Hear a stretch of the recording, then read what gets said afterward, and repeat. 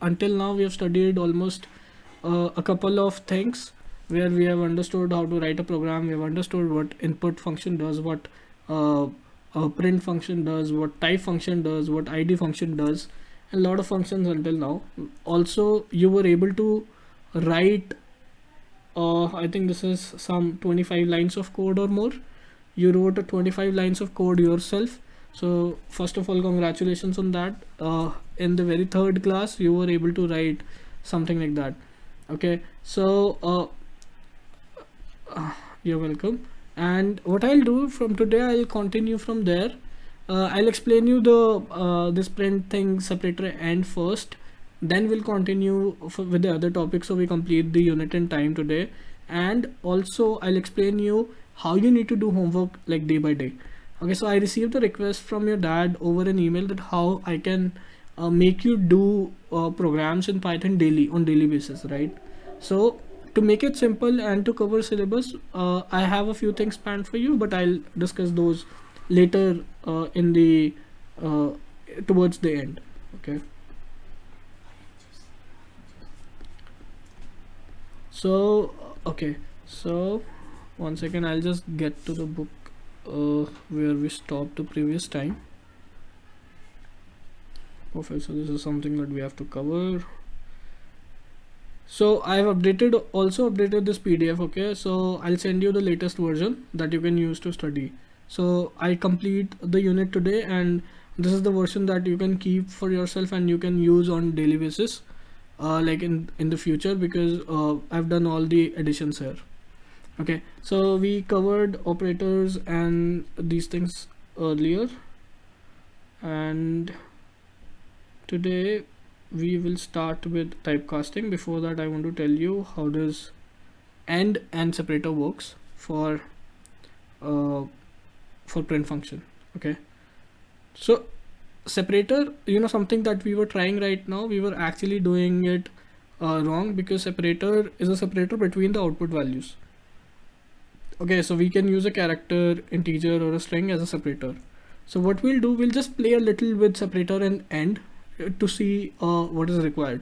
So actually the homework that I was trying to give you would not be done with sep, it would be done by end function. Not really a function, it's an argument for print, and once you give end and slash n is again for next line. So once you give end and slash n, you would try and see like what actually is happening. And to the length of square, it gave the area of square 16, the perimeter of square 16, and then it gave me two spaces, two next lines. So one next line from here to here and one next line from here to here, where it printed this enter the radius of circle, which is this line. So because of this end, it gave two next lines. Similarly here, enter everything about square, it gave two lines, next lines, one line from here to here and another line from here to this, enter the length of the side of the square, where it's asking for input. This is because of these two slash n's here, black slash n in here. Okay, so what you need to do, you need to make it look beautiful, right? Rather it's no more a homework here. So I'll do it for you, and just understand what's happening. Okay, so is there anything that you see wrong here? There's nothing wrong here. So what I'll do, I'll just make use of this. So next I want to segregate the radius of this with everything about circle, give to the end the next two lines, and here I'll use it as well. Okay, so once now I run, what will happen?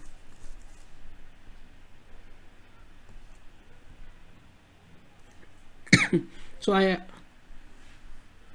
so if I type 4, I'll see the area of square is 16, some space here, then it tells everything about circle, right? So it again gave two next lines, which is because of these two next lines, these two backslash n, which says everything about circle. Now if I write value of the radius of circle 4, what will happen next? Will it give a next line or not?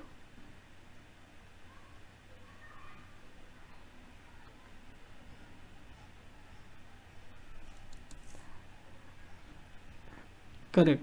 So it didn't. because I didn't put anything here, but I did put here the circumference is 225 when I put end function here. So after the circumference is whatever value, then it gave two next lines as it happened here, right?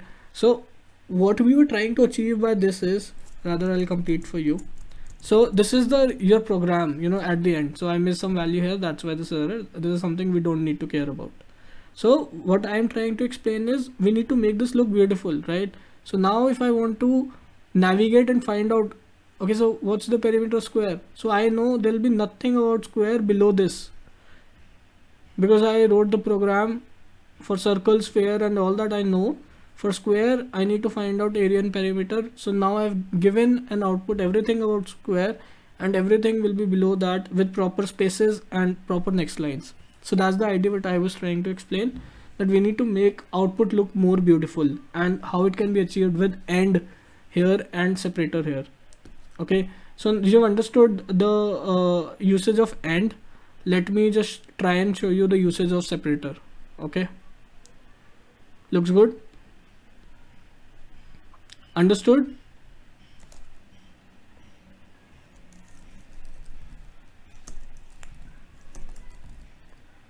Perfect, that's what I'll be showing you. So let's just I'll just get rid of this, and I'll just write 2-3 lines of code and explain you.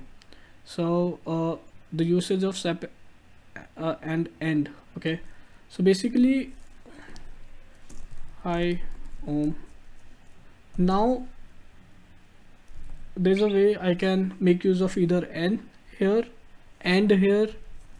and sep here. Okay, so what I'll do, these are the two attributes that comes with print function. Okay, so I could put in something here, something here. Okay, so what I really need to do is hi wait, I'll just rephrase. I am and my date of birth is, what's your date of birth?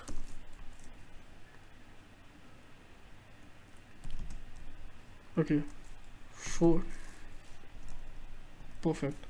So I'll just assign it to a variable, dob month, dob date,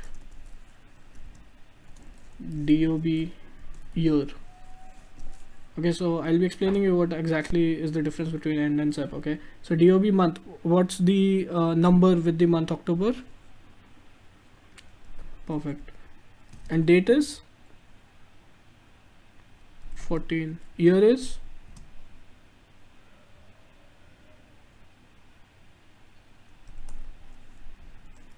you're not sure about your birthday?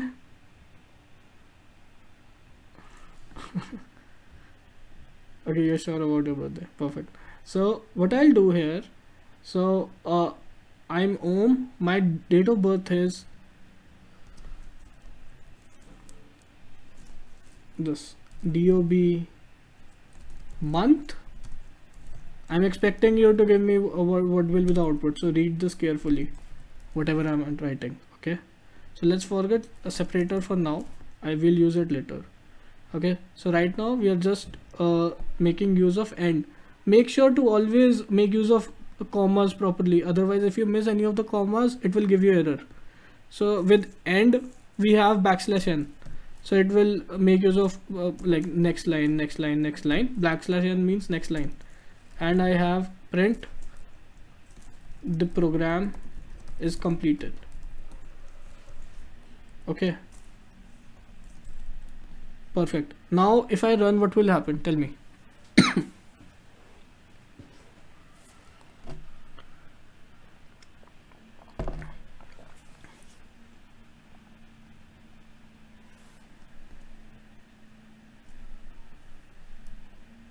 Perfect. So, then the next line. Correct. The 3 next lines, this, these are the 3 next lines. You're following this cursor here, this, these are the 3 next lines, and then the output. So you understood what end is for. You're clear with end, right? What end is for. At the end of the print statement, it will do something. what it will do, it will give 3 next lines. That's what end is about. At the end of the output, this is the output. At the end of the output, what it did, it gave me 3 next lines as I asked the program. Okay. Now, if I say I'll add sep here, with sep it means separator, and I write dash, what do you think will happen?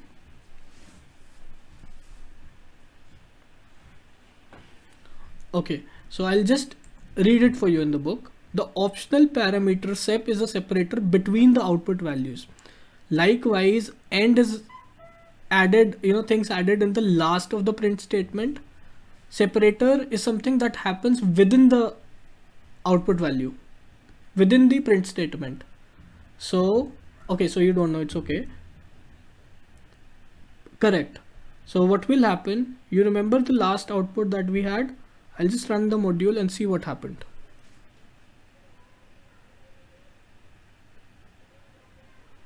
Do you identify a difference? Yeah, so you see hyphens here, these dashes here, these are because we have added a separator here to identify, to actually append separators between the variables, between the data types. See, DOB month, it's a data type, integer. That's a single individual data type. Date is a data type. DOB year is something. String, this is string, this is something, right? So we are telling with this print statement, asking Python to add a separator within all the variables. You must be thinking, hey, why is the hyphen here? If I remove this and run this, now it would make sense to you, because this is how you read the date, right? This is 10th of month, 14th of day, 2005. That's your birth date. So this is how you read a date, and that is why how you can write a date is using this, especially when you have date of a month in a different variable, date of date in a different variable, date of year in a different variable. Then you can make use of a separator like I did in the program. So that is something we could achieve with that. Okay, it could be anything, not a dash here. So if you write @,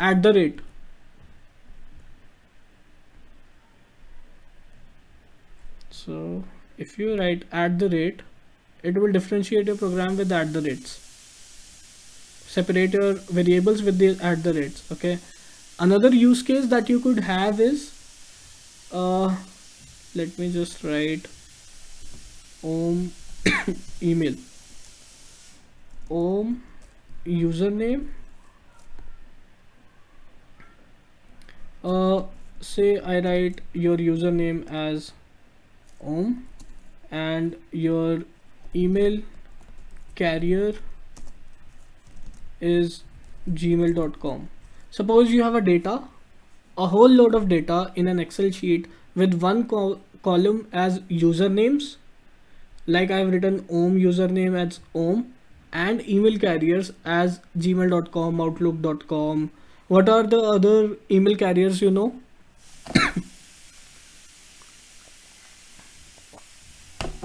Correct. So it could be gmail.com, yahoo.com, hotmail.com, and there's a task that I give you.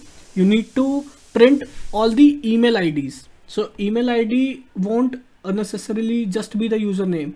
So it would be om@gmail.com, right? So if this is something that you're trying to achieve with Python, what will you do?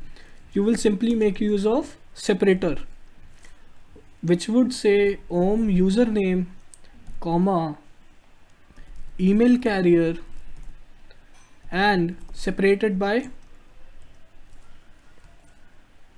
what will you separate it by? Perfect. So let's see what we get. So we get your email, om@gmail.com. Correct. Now you understand the usage. Do you? Perfect. So now you understood the difference between separator and operator, or separator and end. Perfect. So let's I think that was something that we somehow missed in the class, and from here we continued. So now we have understood how to use a print function, how to make use of end attribute and sep attribute. right? So today we'll continue with that. We only got a few pages to cover, and I have, as I mentioned, I have a plan ready for you where you'll do questions on daily basis. Perfect. So let's read a little about type conversion. Okay. So here I write, well, tell me why that happened. So let's read this little. I'll ask you to tell me what happened. So type conversion. So let's read this line. Num1, it takes an input. It says enter a number and I'll double it. Okay. So now what it does, it says num1 equals num1 multiplied by 2. Then it prints the value of number 1. Okay. So just tell me what will be the output of this program. The one I've showed you.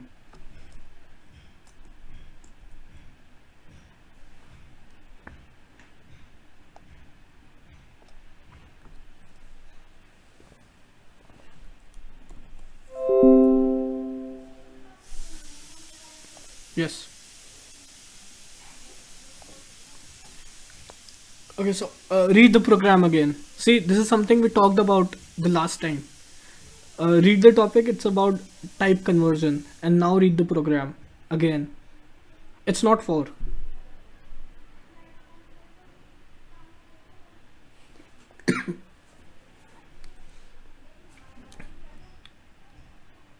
Do you come up with something, or you still say it's for?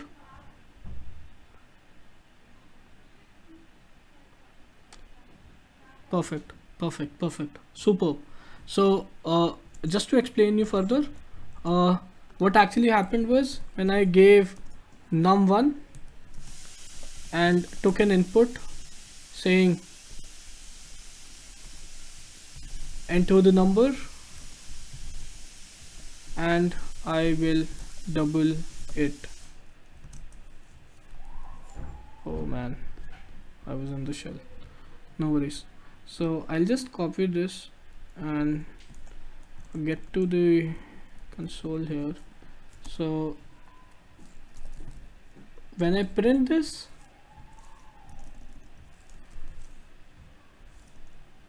okay, so yeah, is this program. When I print this, say I store 4 in num1, so when you print this you get a 4 as a string, so your output was correct.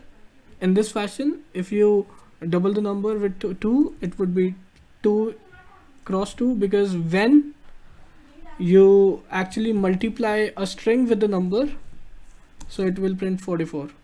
Similarly there it would be 2 and 2. Perfect. So great. Exactly, that's what we do. So coming here, so this is reiterating, this is because the value returned by the input function is a string and not an integer. So the answer is, or how do you correct this to actually double a number, is by using an integer function. And what is it called? It is called typecasting. Okay, so this is something that we need to remember. Typecasting is casting a number, casting a variable, casting a data type to another type. Okay, with casting I mean here actually it was a string, but you were doing mathematical formulation. So when you were doing mathematical formulation, you would need to have that as an integer so as to get the right value. That is why we are converting it to an integer. This process is called typecasting. So converting a string to an integer is called typecasting.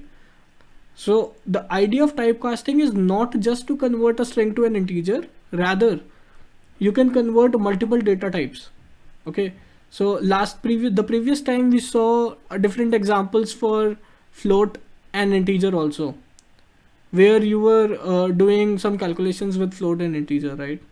So as and when required, we can change the data type of variable in Python from one type to another. Okay. Just to understand different types of type conversion, it's one is explicit and one is implicit. So when you tell Python forcefully or explicitly, then that is explicit type conversion, and when Python does it by itself, that is implicit type conversion, which is very rare. Okay, in very rare cases, implicit type conversion happens. If you want the right output and there's a requirement for type conversion, then it's always advised that we do explicit type conversion. Okay. So type conversion can happen for all the data types. We read what data types are. So integer, floats, and other data types. It happens for all. Okay. So that is what explicit type conversion is. Let's just go into a detail what explicit conversion is. So explicit typecasting happens when data type conversion takes place because the programmer forced it in the program. As I mentioned, it's a forceful conversion. And the formula to do that is new data type and expression. So how would you convert a string to an integer? Tell me, I'll write it for you. So if I say there's a string Om studies, well, you can't really convert a string to an integer. So let's just write something as integers in strings. So let's just write 122. So now if you want to convert the string to an integer, what would you write? Correct, that's right. But still you would assign it to a string only, right? So you're trying to convert a string to that. So here, what do you think? I should write string only or the value itself? If I write string, what will happen here? It just converted it to string. Yes, I mean, as expected, it just converted this variable into a string and then stored the value back to the variable string. Okay, so that's what just happened. So that's what I'm trying to explain. The type conversion, the formula for that is new data type. Here the new data type, okay, so in this example, what's the new data type? Perfect. And what's the expression?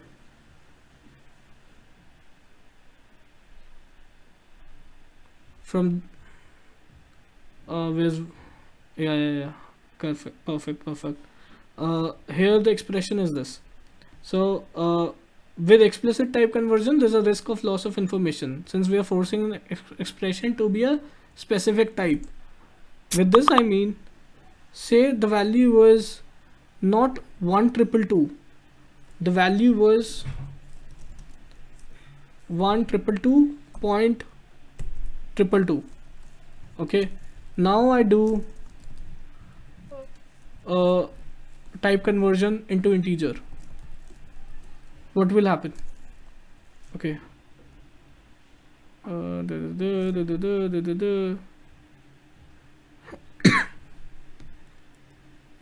there's nothing with the space. So the issue is it's a value error. So no, the issue is not space, it's the value error which says invalid literal for integer with base 10. Okay, so if you would do this operation earlier like it's stated in the book, okay, so if you do it earlier before Python 3.5, it would do it for you and it will remove the values.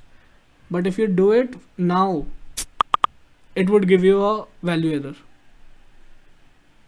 Okay, so essentially in the book it's written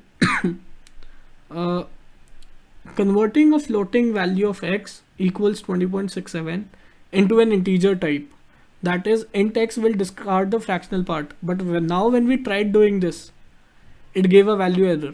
So it's a very important learning for both of us. Okay, so when we try and convert a float to an integer, not really a float but string as float to an integer, it will give this. So let's just try another thing. So let's just try convert 20.67. What do you think will happen?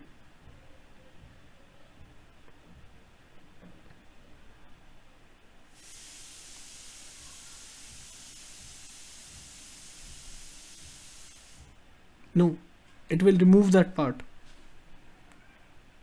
Yeah, so it will remove that part. So that's what will happen. So but what if we try do this?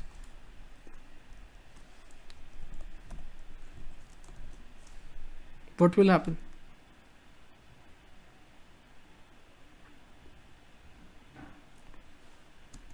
Perfect. So that's the learning of this this part today, that if you try and convert a string with floating point number inside, it won't really convert to an integer because it will give you a value error. Okay. So is there anything that you noticed about errors? Because that is also what we'll cover today. So here you see a value error. So if you try write something, say str, there's already an error in this. If you write str7, it's a str is essentially a keyword. So say if we try convert this to into str. Okay, so if you write this in the code, then there'll be issues. I mean, you can't really do that. It's shell, so it's happening. So if you the idea what I was trying to say is, here it's this value error. Sometimes there are syntax errors as well. Okay, so what if I write print and I open a parenthesis and I write 45 but doesn't close it? So it's asking for me for another parenthesis it knows. Okay, so if I write 5, it gave me a syntax error because Python here was expecting a closing parenthesis, right? So I'm just trying to tell you what different types of errors are there. So one is syntax error, one is value error, and there are other 6-7 types of them. So it's a good time now, since you've started programming, you should know what errors could be possible. So the more errors you get to encounter, better coder, better programmer you will be after you've solved multiple errors. Okay, that's something we'll get to.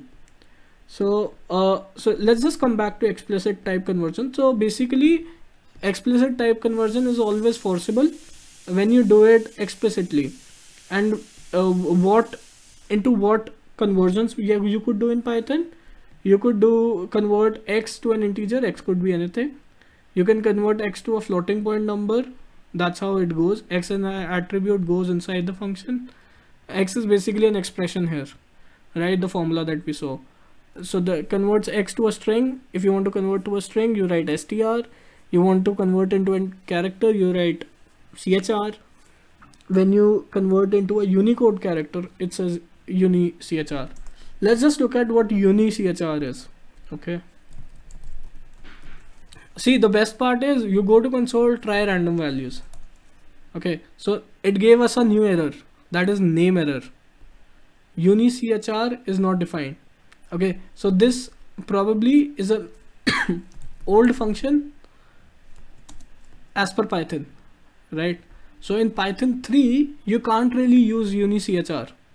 Okay, so if you write chr here and you write,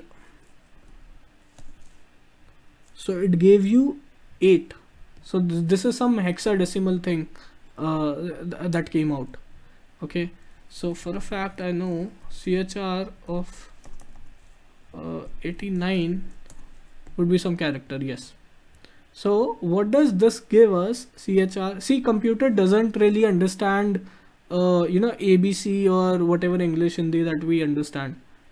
Okay, so what computer understands right in the core is the ASCII values. Do you know about ASCII values? You would have studied in the initial chapters.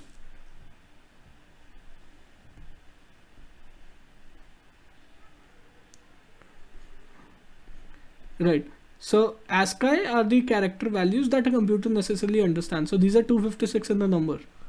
So 255 inclusive of 0, that makes it 256. That is what a computer understands. And essentially everything is all about ASCII there. So what this chr function is about, see, what does 0 ASCII value converts as a character to a computer, right? So these are the characters. So ASCII code 0 would mean null to a computer. So let's just come to alphabets that we understand. If you write chr65, you get a capital A. Let's try that in Python.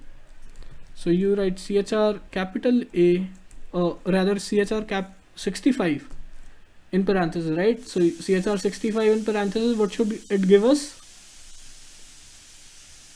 Capital A. Okay, so for Python, a capital A, and in fact for a computer, capital A and small a are different.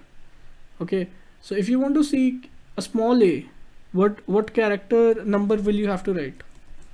97, right? So you get a small a, right? So you must be wondering, hey, where's the usage of these character values? The usage is when you are actually doing embedded programming.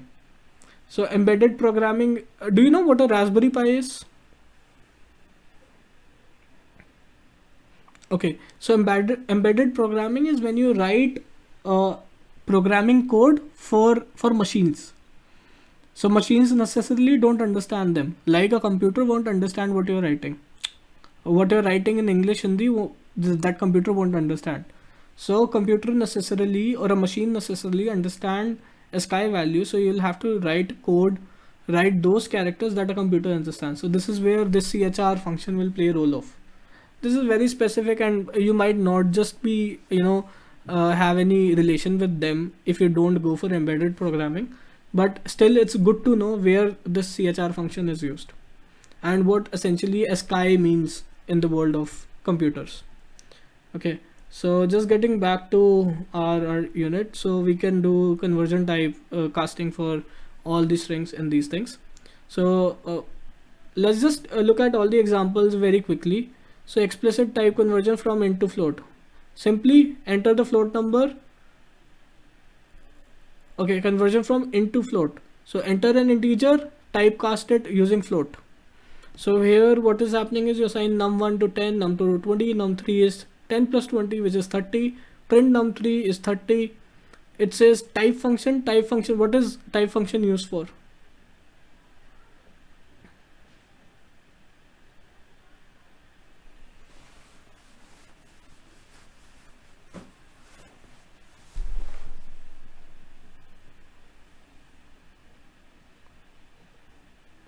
No, type function is used to identify the data type of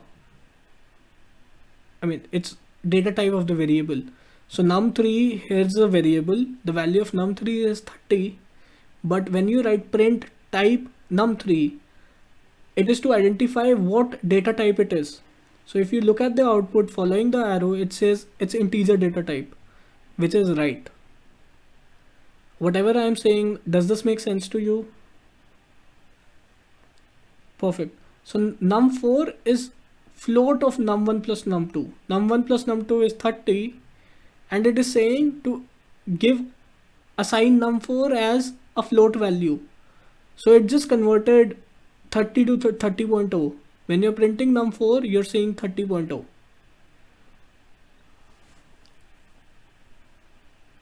You're following the program, right? Perfect. And when you write print type of num4, it's simply printing the data type of num4, which is float, because you initially explicitly yeah, perfect. So yeah, moving further, we'll look another explicit type conversion from float to int now. So these are float numbers. Num1 is 10.2, num2 is 20.6, num3 would be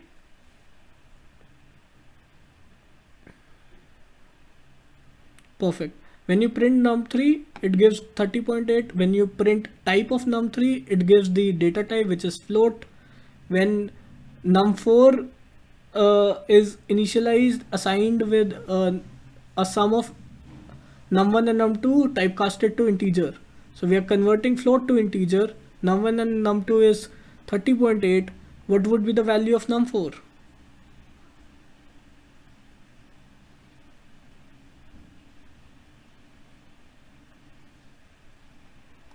Perfect. So it will be 30.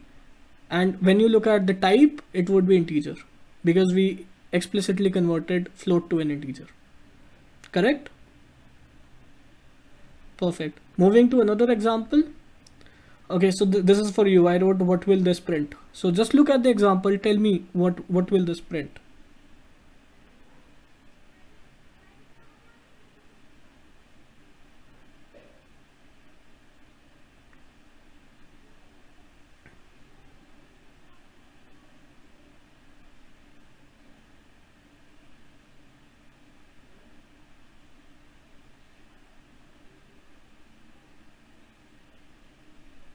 Perfect. Well, wrong. So now understand what's happening here.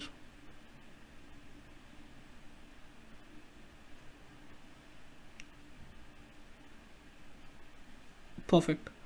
Why do you say it should be comma?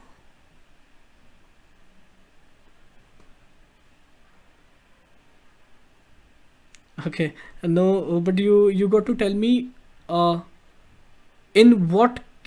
Okay, so if there's a simple change that I make here, this program will work. What will be the change that I need to make apart from this comma? Think along the lines of typecasting.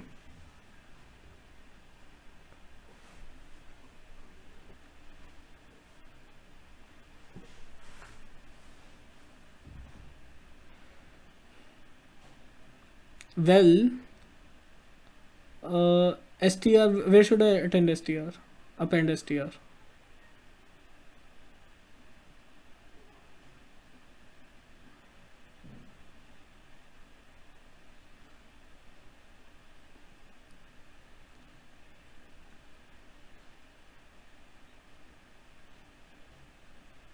No, but total price is already integer. You are going right. Just think a little more.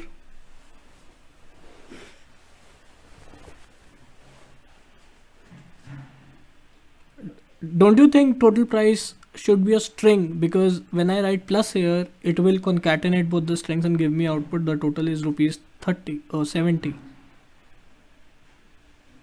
If total price would be string, don't you think after doing typecasting, the output will be printed?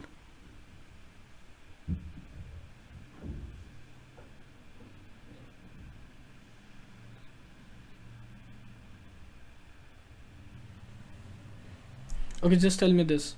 What will this print? The price is.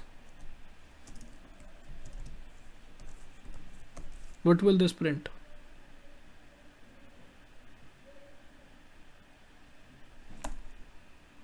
Right? So it's appending the value here.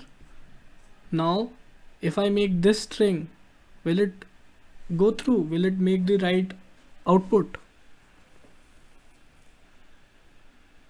How do you make an integer to a string? Why? Okay, let's just try this. Why do you think it will not show? Then I'll try it.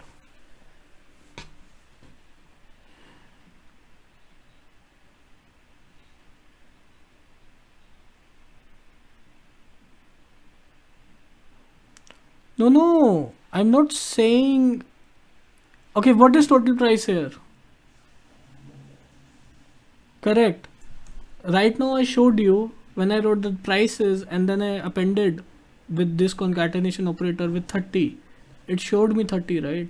So here the variable value is 70. It's not total price. I mean, the value of total price is 70, right?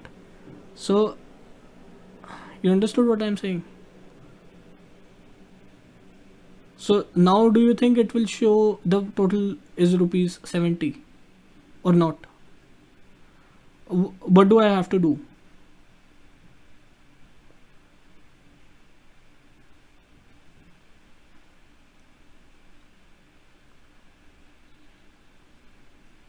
Perfect. Yeah, that is what is required. So what I'll do, I'll just write the code for you.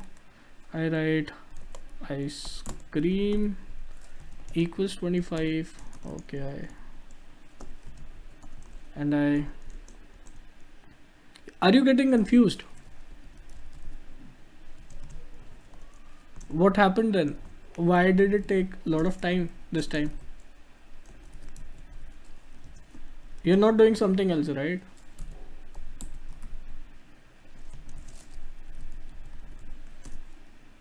Okay, so now you understood yourself. I mean, you gave the right answer yourself. So what happened? You understood now?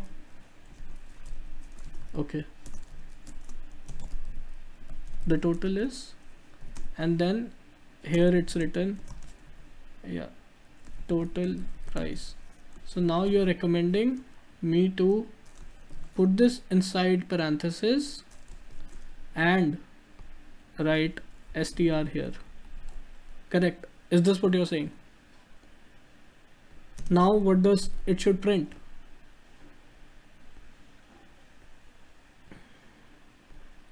Perfect. So let's just see if it does that. The total is 70. It does that. Correct? So with typecasting, you need to be very peculiar about what's written in the program and what you are actually writing. And if you don't do correct explicit typecasting, it's a problem. Okay, like we saw here. Okay, cool. So on execution, like this is all that we have discussed. The tip is, don't expect Python to do things for you. If you are writing, I mean, you would wonder, hey, why didn't Python understand total price as a string itself, and why didn't it concatenate itself? Well, we can't take it for granted, and we can't let Python do type conversions for itself, and that is why there exists an explicit Python type conversion. Okay, so there's also an edge case for implicit conversions. So when done, it is, what is implicit type conversion? It is when Python automatically does type conversion. Okay, so there are one edge case which I'll explain now. So implicit conversion happens when data type conversion is done automatically by Python and is not instructed by the programmer. So for explicit type conversion, we were actually doing it, right? But for implicit, there's nothing that we'll do. For integers and float, it does work, right? So implicit type conversion works for int to float. We need to remember this, okay?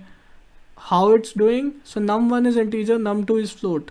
So when you write num1 and num2, 10 plus 20.0, the output was 30.0.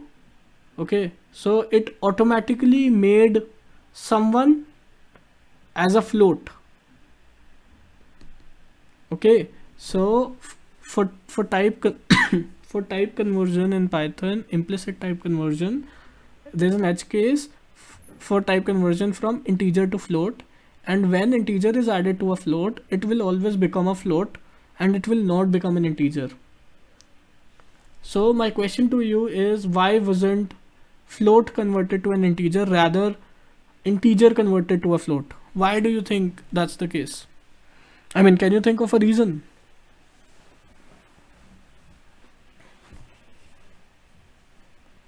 No. Why? It is always difficult to handle float values. If I ask you what's the multiplication of 20.5 into 30.7, you won't be able to give me an answer right away. But if I ask you what is the multiplication of 20 and 30, you'll tell me what is it. Perfect. Yeah.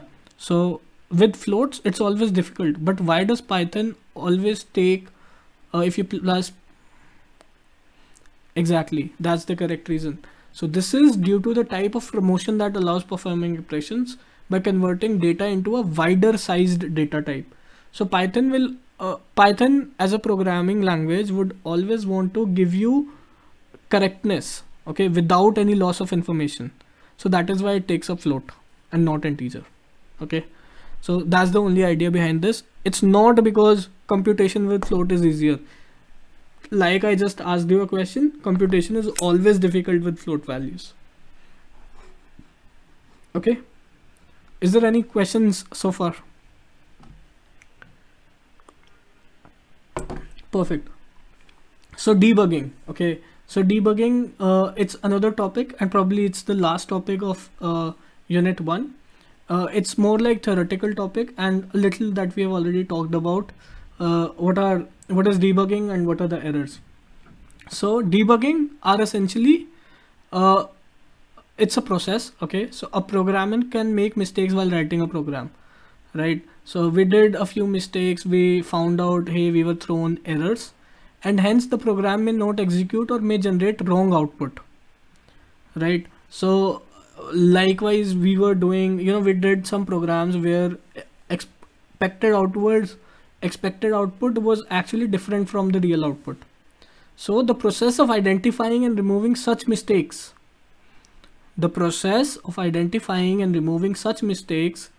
is known as bugs or errors from a program is called debugging. I mean, the process is called debugging, and what you actually do in the process, you remove such mistakes. These mistakes are also called bugs. So a lot of time, programmers use this buzzword where they say, hey, I have a bug in my program.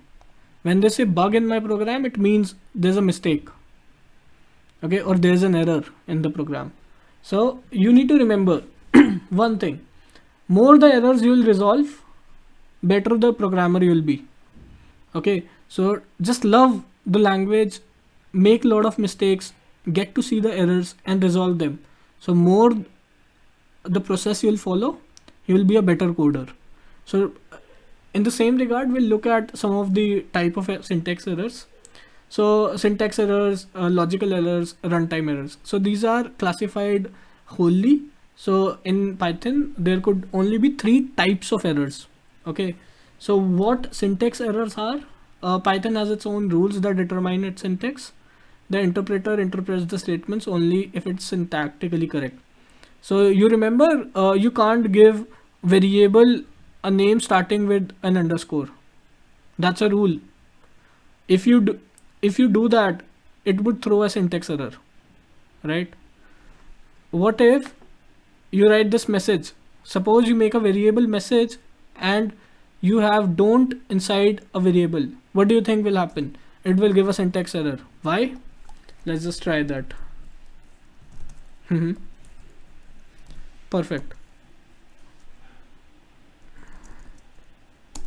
Because it's a syntax error, because there are because the opening inverted comma and closing inverted comma, the number is not same. So for Python, this is the variable, correct variable value. It doesn't understand t and another inverted comma. That's why it's an invalid syntax.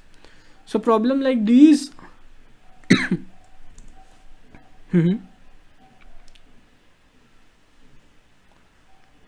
no, there's a solution to that. And eventually Python is smarter because it allows both double inverted and single inverted variables for string, notation for strings. So for single inverted words, you can write message like this. One second. Okay, I misspelled message. So if I write message, then you see don't as a stored in message. Okay, so you could essentially use double inverted commas in that case if you want to use a word with single inverted commas. Okay, any doubts? Okay, so then this class would be a little longer because I want to complete this unit right now. You don't have any other class student, right? Or do you have to go?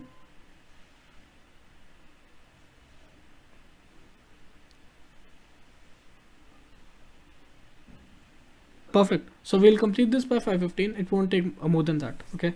So logical, you have another class at 5:15.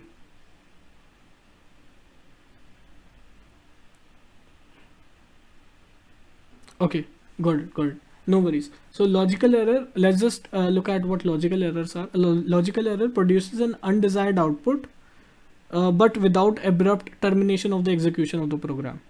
Okay, so these are essentially very difficult words to understand. So the simple way is, say you write a program and there's an expected output, but the real output is different from that. The program didn't terminate. Okay, so the program went through, it did computation, but whatever output it gave, it was not as same as the real expected output that you expected. Okay, so since the program interprets successfully even when logical errors are present in it.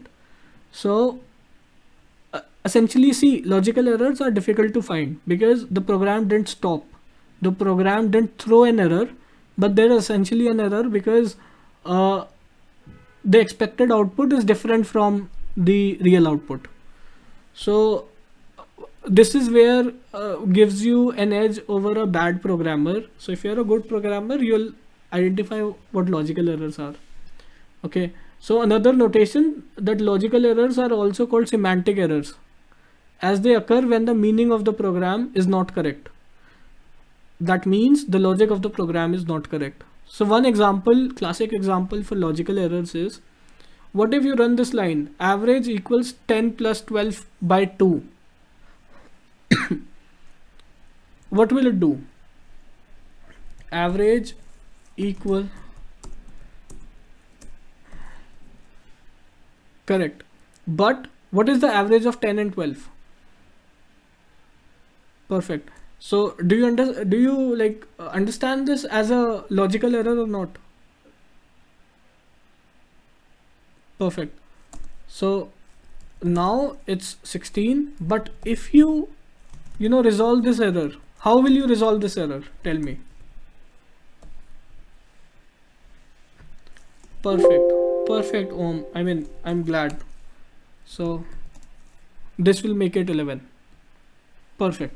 So yeah, so this is how you resolve logical errors. Because you had clear understanding of how average is calculated, you were able to make it, right? So logical error is as same as semantic errors. Perfect. So we completed the understanding of logical errors. Another is a runtime error. A runtime error causes abnormal termination of a program while it is executing. Runtime error is when the statement is correct syntactically, but the interpreter cannot execute it. Okay, so the very first error, syntax error, it terminated the program and abruptly showed you that it's a syntax error.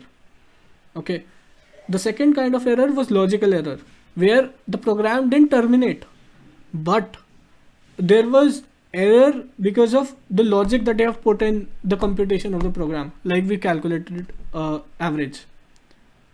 But runtime errors are those that there are abnormal termination of the program while it is executing. Okay, what will happen?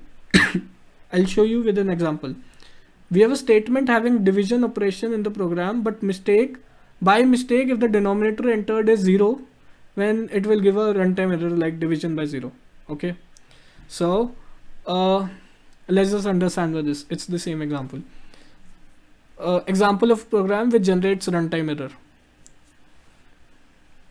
So num1 is 10.0, num2 is it inputs a number which is assigned as num2. See, this is a new way of assigning it to a variable. Okay, so this is a string saying num2, in fact not a new way. It says num2 equals, this acts as a prompt in input. Okay, then you convert it to integer, assign it to num2. Okay, so here if you enter 0, it leads to a runtime error. Okay, because when you divide a float number with a 0, it's infinity, it's an infinite number, but infinite numbers don't really exist, right? So that is why there's a runtime, because of the input function. So how is it different from the syntax error? It is different because the program actually started running, but it got terminated essentially because of a logical error. But there's a bit difference between logical and runtime. That is why since the program started running, it's a runtime error. Let's just look at a kind of example for that. Or rather, there's no point recreating this example because I think it's understood. Like, you understand this, right? So this is the kind of output that we'll see when you write num to 10, and when you try divided by 0, it says 0 division error, float division by 0, right? So it's a kind of runtime error that you get. Okay, so with this we complete the chapter.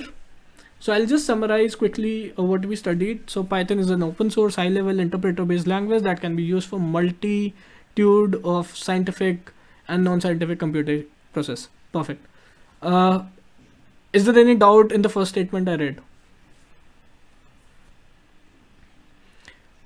Second is comments are non-executable statements in a program. That's understood well, right? And an identifier is a user-defined name given to a variable or constant in a program, right? The process of identifying and removing errors from a computer program is called debugging. That's what we just studied, right? Trying to use a variable that has not been assigned gives an error. Okay, so I'll just show you. A equals 5, and suppose I print Yeah, perfect. A is greater than B, than, and say I write B here. So B is not initialized, not assigned. It will give me a name error. Name B is not defined. Perfect. There are several data types in Python: integer, boolean, float, complex string, list, tuple, sets, none, dictionary. Right? Data type conversions can happen either explicitly or implicitly. We just saw in this class today. Right? Operators are constructs that manipulate the value of operands. We have talked really a lot about operators. An expression is a combination of values, variables, and operators. So we also studied about input function and print function for, and we've done programs on that. Right? Mhm. Okay, so unary and binary is basically when there are two operands. Okay, so we like as a part of this syllabus we only studied about binary operators. So I'll tell you what binary and unary is. Okay, so when you write 4 plus 6, so plus is essentially a binary operator, but when I say 4 plus plus, it's a unary operator. Rather, let me just explain. Okay, so 4, say x equals 4 plus plus, or rather plus plus 4, what will the value of x? Only 4. You know, this happens a lot with other programming languages, but it don't really happen with Python. So unary operators don't really exist with Python, but still, you know, unary and binary in Python. So yeah, so this is one resource that I really like. So yeah, plus x returns the same value minus the negation of that. Okay, so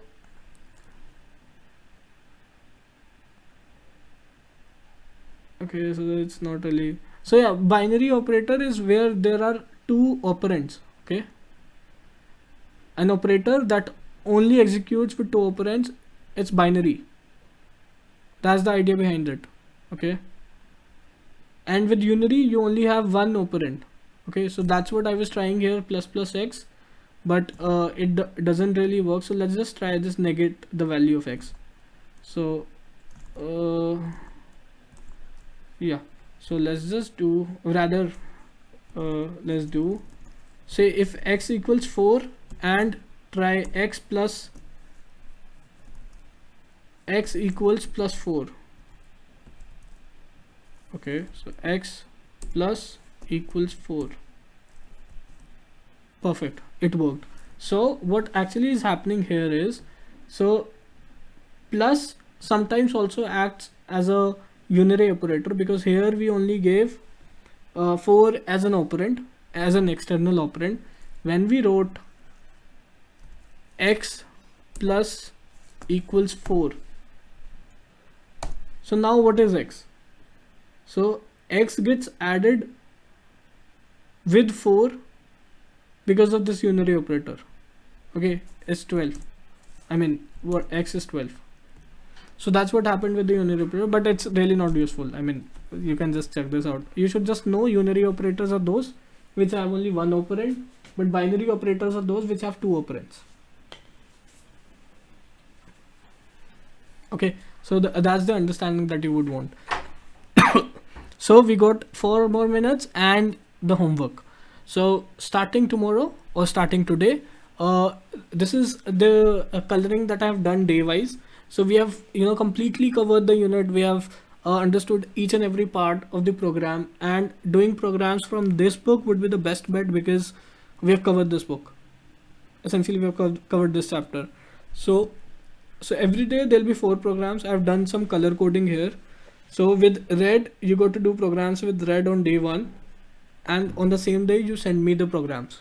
I evaluate on the same days. Okay, so day 1 is red and the color follows, and I have like 4 programs each day. I've already done the color coding. I'll send you this PDF right after the class, and we do all this. Some tips that I leave for you, which are underrated but very important.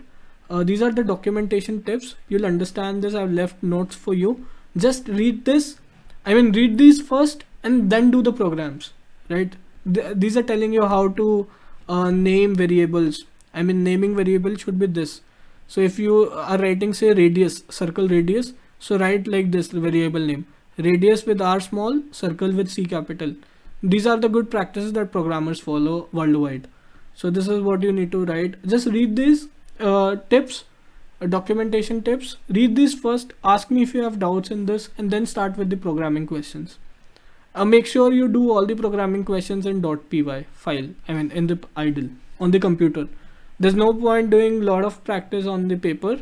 I'll explicitly tell you if there needs to be done something on the paper, but yeah, for now, do all these questions on idle.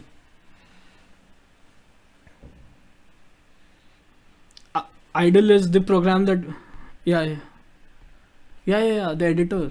I mean, it is called idle. I mean, if you write ideally, then it's the app. The name of the app that you run Python programs is idle. Okay. So perfect. So yeah, any questions? Okay, so in case you have doubts in any of the programs, feel free to ask me, WhatsApp, email, anything that you like, and let's just conclude this class then. Okay, cool. Have a good day.